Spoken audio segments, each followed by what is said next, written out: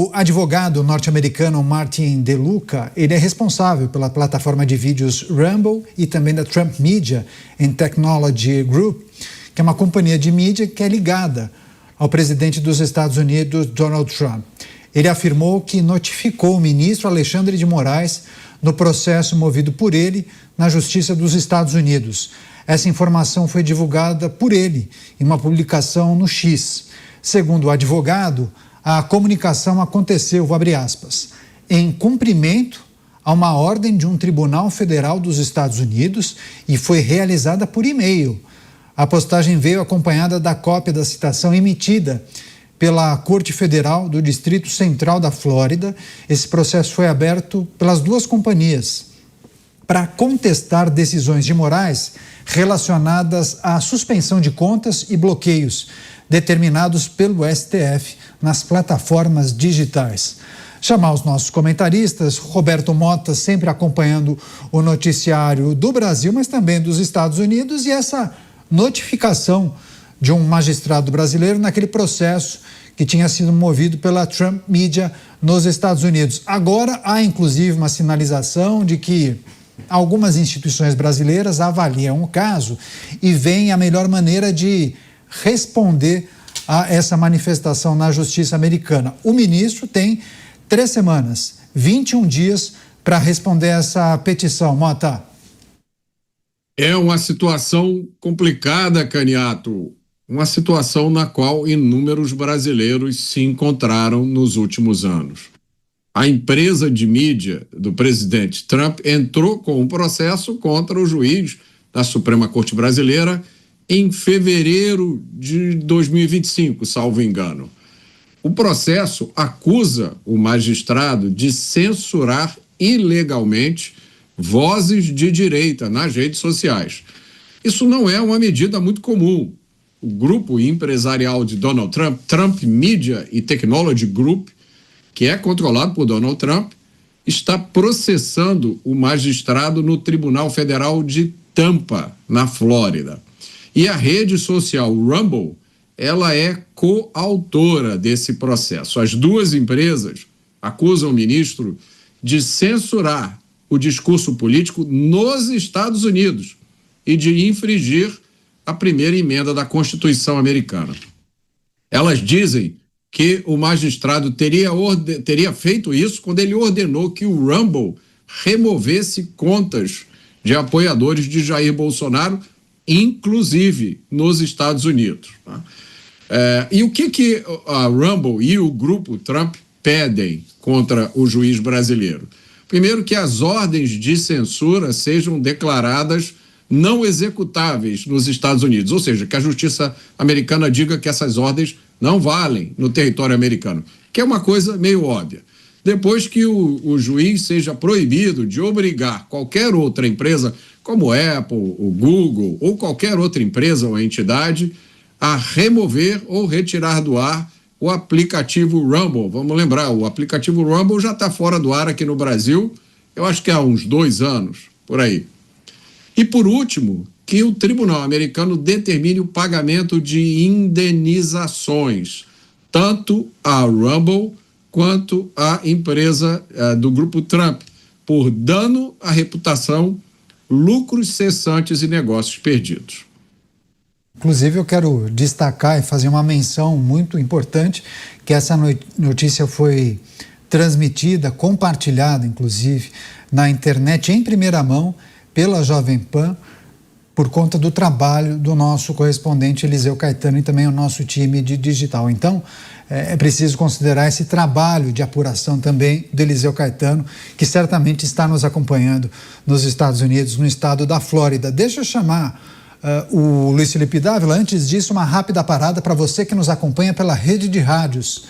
Agora sim, o Dávila vai trazer os apontamentos a respeito dessa, talvez, mudança de posicionamento da Justiça Americana, a autorização para que o ministro brasileiro fosse notificado, porque é um processo que corre já há bastante tempo, né, Dávila? Por que a notificação só neste momento e não antes? Enfim, tem alguma explicação? Trâmite normal da Justiça norte-americana? Tem alguma sinalização a partir dessa autorização? Caniato, a burocracia impera em todos os lugares do mundo, até mesmo nas democracias avançadas. Acho que o Mota já fez um bom balanço do processo, mas eu gostaria aqui de mencionar algumas coisas nessa ação que para mim me parecem confusas. É evidente que as decisões no Brasil foram absolutamente ilegais e inconstitucionais. Notificar a empresa por e-mail, tirar conta de maneira arbitrária, fazer uma empresa que, em algum caso, era sócia de outra, pagar multa de outra empresa. Tudo isso são violações das leis brasileiras. Isto conduzida por um ministro do Supremo Tribunal Federal. Então é óbvio que as empresas se tiram absolutamente afetadas por decisões arbitrárias que contrariam o Estado de Direito brasileiro, inclusive, não é só nos Estados Unidos. Agora, o que me parece estranho nesse processo é tentar transformar uma decisão que se aplica unicamente ao território brasileiro como isso afeta os Estados Unidos. Porque é óbvio que essa decisão de Alexandre de Moraes não vai ser respeitada nos Estados Unidos, como bem lembrou o Mota aqui, porque fere a Constituição e a lei norte-americana. Então não adianta chegar nos Estados Unidos e falar assim, tira a conta de fulano do ar. Não vai tirar porque aquilo é uma empresa norte-americana sediada nos Estados Unidos e aquele usuário é um usuário nos Estados Unidos e eles não precisam obedecer à decisão do ministro Alexandre de Moraes no Brasil. Agora, o que está circunscrito ao Brasil, não entendi muito bem qual é essa estratégia de processar Alexandre de Moraes nos Estados Unidos. Porque o caso não foi aberto nos Estados Unidos, Alexandre de Moraes não responde a esse caso nos Estados Unidos, é uma decisão que afetou um negócio de uma empresa americana no Brasil.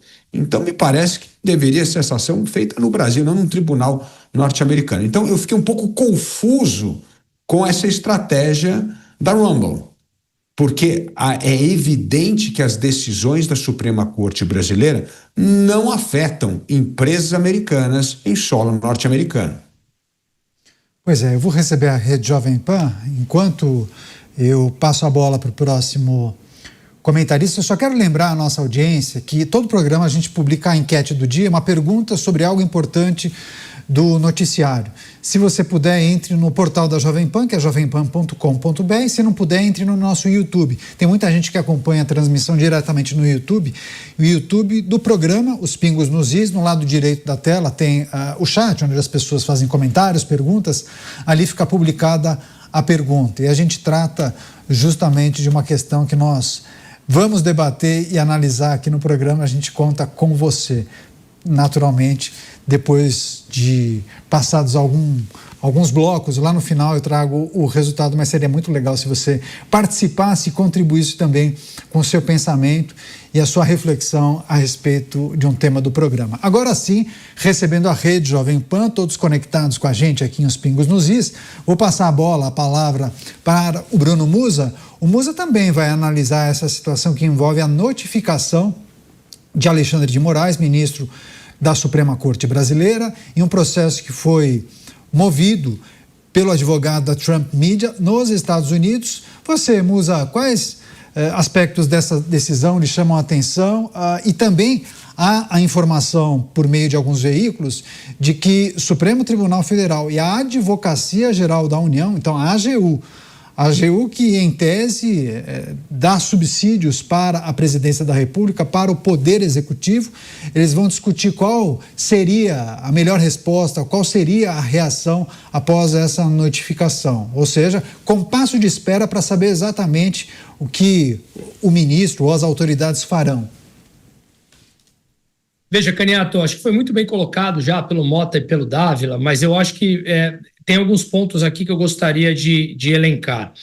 O primeiro dele é que eu, sinceramente, não vejo que isso possa dar em alguma coisa. Afinal de contas, estamos falando de, mesmo que venha alguma punição lá nos Estados Unidos, não necessariamente vai ter os efeitos aqui. Nós já vimos a Lei Magnitsky que veio, caiu, e os efeitos práticos dela foram basicamente nulos.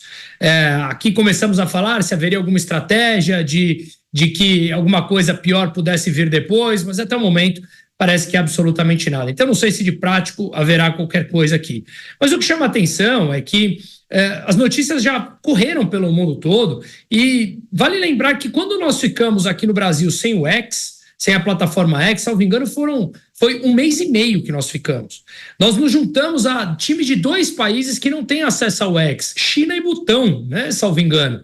Vocês têm algum outro? Então, são países, Rússia talvez também, né? Então, são países extremamente autoritários que nos unimos a eles. Nos últimos tempos, a gente vem procurando estarmos muito mais parecidos a países autoritários do que os países com liberdade. E o mesmo aconteceu com a Rumbles, que também nós ficamos aqui sem o acesso e, consequentemente, afeta não apenas empresas americanas, mas também cidadãos americanos foram afetados por conta disso. Mesmo que sejam de dupla nacionalidade, são brasileiros que se transformaram em americanos ou que têm os seus passaportes e que, portanto, foram afetados em um país onde, pelo menos ao que consta, a liberdade fundamental de expressão ela ainda é enaltecida e está escrita ali nos principais artigos da Constituição americana. E é muito mais respeitada do que aqui no Brasil, onde aqui ela é completamente subjetiva. Você pode falar o que quiser, desde que você seja amigo do rei. Se você não for amigo dele, tome cuidado com o que você fala, porque as ideias pouco importam. Importam quem fala. E aí, consequentemente, nos Estados Unidos, essa liberdade ela é muito mais aberta e muito mais respeitada como um pilar fundamental desde lá de trás da fundação dos Estados Unidos. Então, isso me parece que é uma chamada de atenção, mas não vejo que isso possa escalar de alguma forma. Não tenho conhecimento prático da legislação americana para dizer até onde isso poderia chegar, mas é interessante ver que aquela sistemática que no Brasil funciona, de que dou 12 horas, dou 24 horas, dou 48 horas para se pronunciar, agora talvez comece a inverter um pouco esse jogo. Espero que esse jogo se inverta aqui dentro, porque somos nós que estamos sendo cada vez mais, digamos, ficando preocupados com as coisas que nós podemos dizer. Pois é, deixa eu chamar o Cristiano Beraldo para trazer também as reflexões, talvez contribuir com a análise sobre eventuais consequências, qual deve ser o posicionamento das instituições brasileiras, né, principalmente do ministro, da Suprema Corte, onde entra a AGU nessa história. Os veículos estão noticiando que a AGU também está fazendo uma análise prévia, avaliando como deve ser a resposta, qual deve ser a reação do STF, do ministro.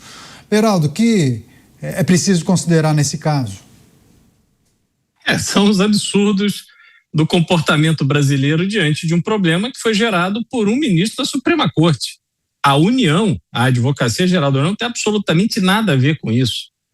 Então, essa situação, o Musa disse que tem dificuldade de enxergar quais serão as consequências efetivas e tal, mas eu gostaria de dar um outro aspecto aqui bastante prático.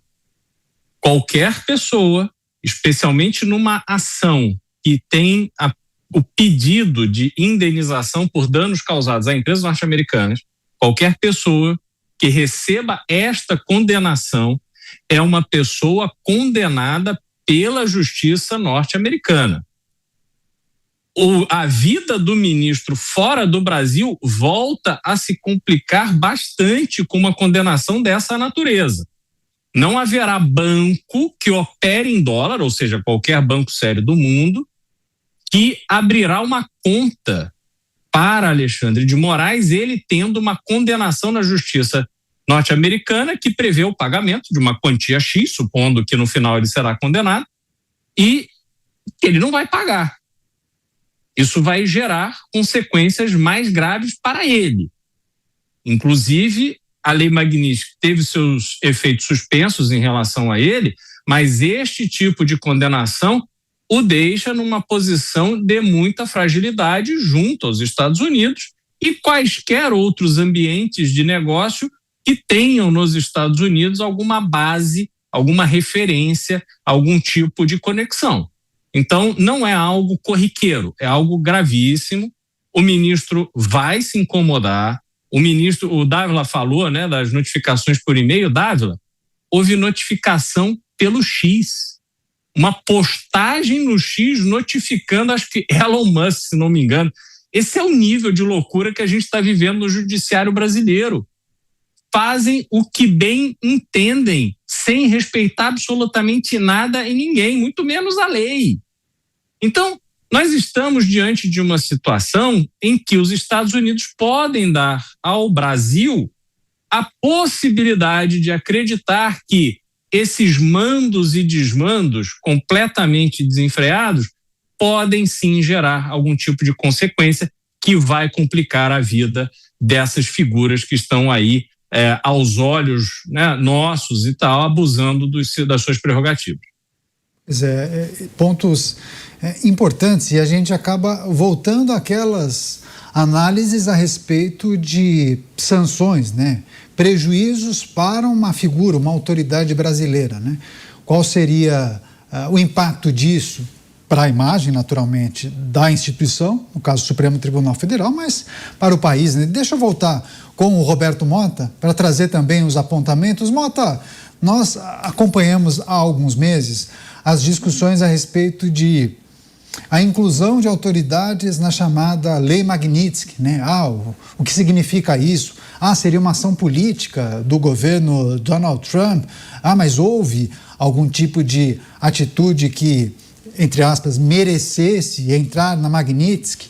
Enfim, muitas discussões. Daí entra na Magnitsky, sai da Magnitsky. Agora a gente observa a possibilidade de avanço em um processo, condenação e aí sim um prejuízo para a figura em questão. Você acha que essa possibilidade de condenação e prejuízo para essa figura, uma figura tão importante, né, que representa uma instituição como o Supremo Tribunal Federal, isso acabaria dizendo muito sobre o nosso momento atual, principalmente o momento de algumas instituições?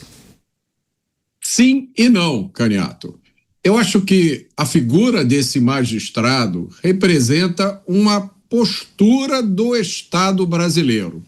O Estado brasileiro, liderado pelo mais alto nível do judiciário, decidiu que vai ignorar a Constituição, as leis e vai tomar algumas decisões relativas à liberdade de expressão da forma que achar melhor, usando como justificativa a proteção da democracia. Então, os críticos dizem, para proteger a democracia, várias dessas decisões estão afetando os fundamentos da democracia, com a desculpa de proteger a própria democracia. Então, a primeira coisa que a gente tem que entender é isso. Isso é uma decisão do Estado brasileiro. Tanto que a gente acabou de ver agora como esse jogo combinado funciona. A Suprema Corte Brasileira anulou o artigo 19 do Marco Civil da Internet, deu o passe para o governo, que já criou na Agência Nacional de Proteção de Dados uma função que só pode ser descrita como censura. Então, isso é uma decisão do Estado brasileiro. Isso não é decisão de uma única pessoa. E nós temos que entender esse último acontecimento com o tamanho que ele tem.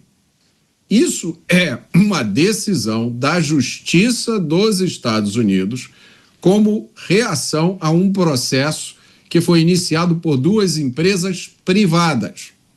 E isso pode ter consequências sérias para o indivíduo.